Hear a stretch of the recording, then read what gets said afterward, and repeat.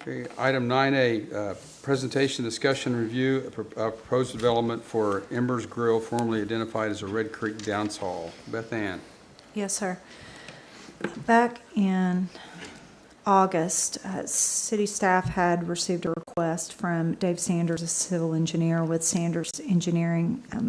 He was seeking information on infrastructure for a proposed development located south of the Creek Turnpike near Tucson Street. As we began to respond to, from a staff perspective, some of the requests for existing infrastructure, such as water lines and sanitary sewer lines, the attorney for Mr. Steve Bruner contacted me and requested to know if we would be willing to meet with Mr. Bruner and also the engineer. So we had an opportunity to sit down and visit with Mr. Bruner, and he indicated at that time that he was going to open a dance hall. And it was originally identified as the Red Creek Dance Hall and Restaurant, and they had already identified a proposed vendor and provided us some information on that.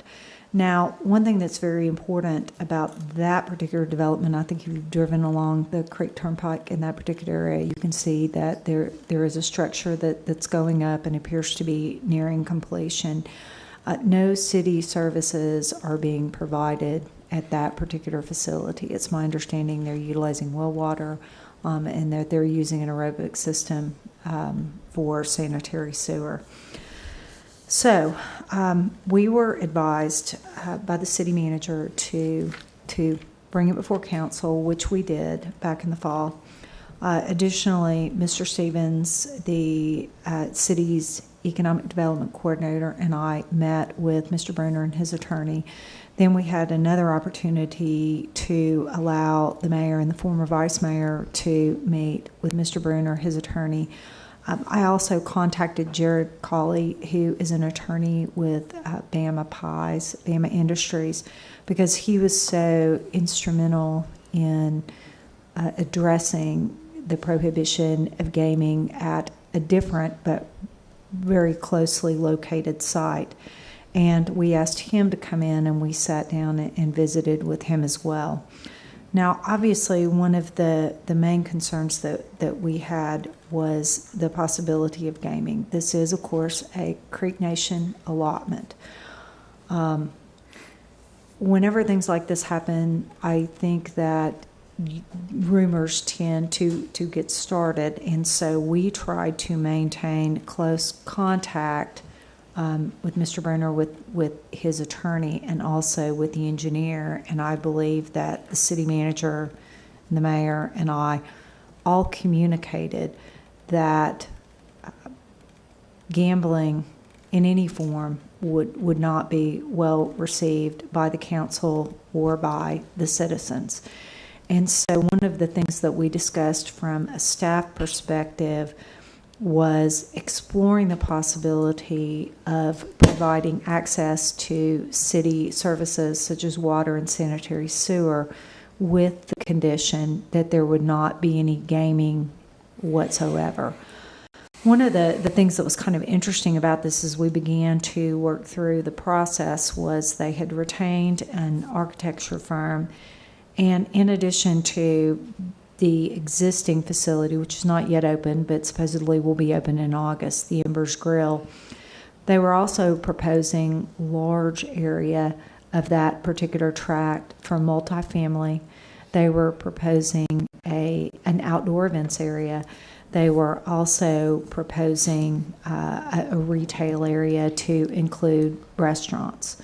One of the things that concerned staff was the need to consider provision of access to city water, mainly from a life safety perspective.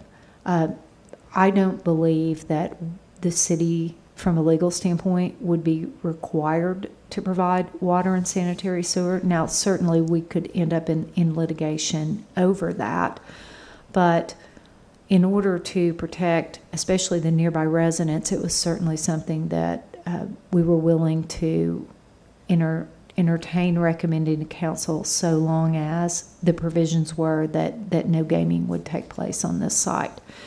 Now, unfortunately, we were advised by Mr. Bruner that they were considering gaming, but if they were going to go that direction, that it would be in accordance with all existing laws, because continues to be a Creek Nation allotment. The Creek Nation their gaming commission would essentially have to approve gaming at that location. Now, I have been told, and I believe it's been reported in the newspaper, that the Creek Nation would not be supportive of gaming at that location because they have another casino located in close proximity, and it creates a duplicity in terms of revenues. There are only a certain number of disposable income, I would guess, and so they don't want to be in a position of competing against themselves. During the times that we met with him, he made no mention of a reference to the Kieleji tribe. Now, we read in the newspaper recently, Luis Figueredo was one of the attorneys from Florida, and he actually was involved in the previous development. And so that put up a bit of a red flag for us. So we contacted our sovereignty lawyer, Mr. Stephen Bugg with McAfee and Taft in Oklahoma City, and I actually met with him on at least on a number of occasions, and we have been following the situation with great interest. Mr. Bugg and I had the opportunity to meet with the First Assistant Attorney General last week, and we spent quite a bit of time impressing upon them. Well, first of all, we spent quite a bit of time educating them on what transpired the last go-round, because the Attorney General's office on behalf of the state of Oklahoma actually brought a lawsuit against the individual members of the tribe as well as the developers. And while the first round in the district court level was successful, the court actually enjoined construction. It went up to the 10th Circuit, and the 10th Circuit eventually held that the tribe in this particular case did have sovereign immunity. But to date, no further development has gone forward. In handing down that decision, the 10th Circuit did emphasize that the state of Oklahoma does have other remedies available to prevent gaming. One of the things that they talked about is the gaming compact with the state of Oklahoma. One of the things when we met with the Attorney General's office is we inquired as to whether or not there was a gaming compact between the Kielejis and the state of Oklahoma. They were going to look into that. There's an arbitration provision in there, and we emphasized the need for the state to take action that way as well. One thing that I did think was pretty helpful that Mr. Bugg and I discussed was we think that the city of Broken Arrow would actually be a proper party. So in the event the state of Oklahoma chooses not to move forward with any sort of request for injunctive relief, the city, if the council were so inclined, could potentially bring an action in federal court in the event that the Kielejis attempted to game on this particular site, because it's our position that they have no jurisdiction to do that. We've also been advised that there's been an application filed with the National Indian Gaming Commission, and so our attorney is in the process of preparing a letter to the NIGC advising them that it's the city's position that they don't have the ability to game at this particular location. We plan to reach back out to representatives of the Attorney General's office within the next week to find out where we are and where we're going next. I believe that you as a council in the city of Broken Arrow, we have a number of avenues available to us to move forward with this. Another thing that we discussed was trying to schedule a meeting between the city manager and the mayor with the principal chief of the Muskogee Creek Nation. Because I believe that they are taking a dim view, is my impression, of potential gaming outside their jurisdiction at this location. So I wanted to reassure the city council and also the public that we continue to watch this very, very closely, and will be prepared to bring to you resolutions and other enabling documents, advising staff to move forward with whatever actions we'll need in order to advance litigation or arbitration or whatever other mechanisms are available. One thing I can say that I do think is an important distinction, and that is because it's an allotment, a Creek Nation allotment, the city of Broken Arrow does not have the ability to impose its codes or anything else on this particular tract. However, if they lack the ability to game at this particular location, because they don't have jurisdiction, the key alleges, then there are a number of avenues for us to explore. So I hope you consider that helpful. I'll be happy to answer any questions. Any questions of Beth Ann? We do have one person signed up to speak. Oh, was there a question? One person signed up to speak. Patricia Lyle.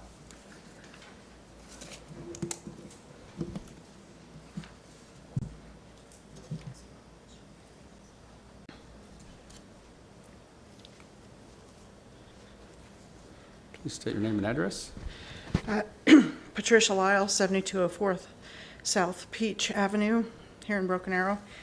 I live less than 2 miles from the site of the construction of the business in question.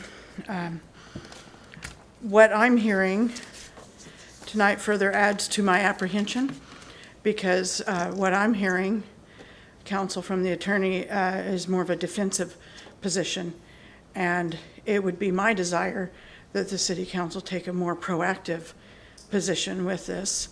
In a construction project, there is a lot of expense, and their best hope is to complete it quickly so that they can start having some income.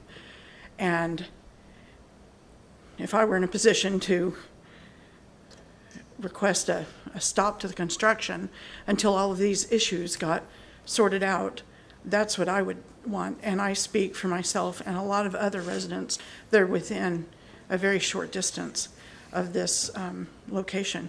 They've already verbalized that gaming will be likely at this location, and so that's intent.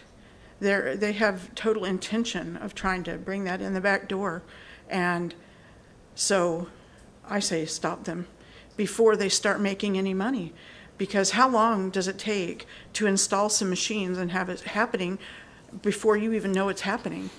Overnight, and a truck and an electrician, and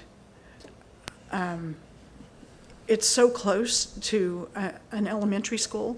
It's so close to large residential area. In my reading, in particular, an interesting article in the Washington Post in 2012 that was a survey of all kinds of studies done on gambling and what it does to communities. It increases crime, it increases suicide, it increases bankruptcy. Gambling facilities gain a large percentage, upwards of, it's arguable, between 35 and 42% of their entire income from people who are addicted to gambling. Very similar to the way that other things that are legal, like liquor stores, gain a large part of their revenue from people who are addicted to drinking. And so in order to fuel their income, They need a lot of people to become addicted to gambling or to bring these addicted persons in from other places. And that's bringing a lot of crime on the home front. We just bought our house just a little over a year ago in the Wood Meadow addition, just south of the Warren Theater. And we love the neighborhood and we love Broken Arrow. My husband works for PSO and they brought us here 5 years ago. And I don't want to have to move, but if there's gaming that close and I'm still raising children, I've got 7 children, 4 are raised and I still have 3 to go. And I don't intend to raise them that close to a gambling facility. And so we will sell the loss if we have to get away from it. And I know a lot of people agree with me that we need a very proactive way to stop this before it even starts. Thank you. Thank you, Patricia.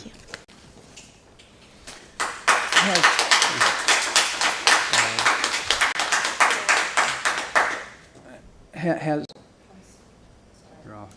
Yeah. Sorry about that. If the council likes, what I can do is I'll put this back on in 2 weeks and also make a provision for council to take some action, prepare comprehensive resolution, so that will enable staff to be prepared to move forward as we move through this process, if that's something you're interested in doing. has Sovereignty Council, has it been discussed with him? Because I think that the question posed is, can we seek injunctive relief prior?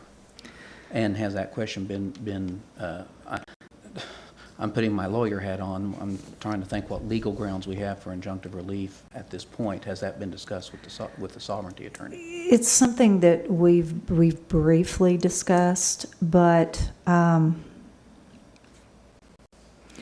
what I will do is we'll have that discussion with him, and we'll also put it on for executive session so that the council, we'll make a public portion, but we'll also put it on for executive session so that if there is any reservation on his part as to doing that, that way at least the council knowingly understands what those would be. I think the proclamations certainly reaffirm with the citizens where our stand is, would be very well received, certainly by myself, because I'm in opposition, and I think that resolution would be great if you bring that back to us. And also, I'd like to say I appreciate this isn't like we hear about this once every 2 weeks or once a month, but the city attorney is continually giving us information that as she receives it, and what avenues that she is going through to see if there's anything we can do. And we get an email every few days about that, and I appreciate you keeping us informed with that also. Okay. Yes, sir. Okay.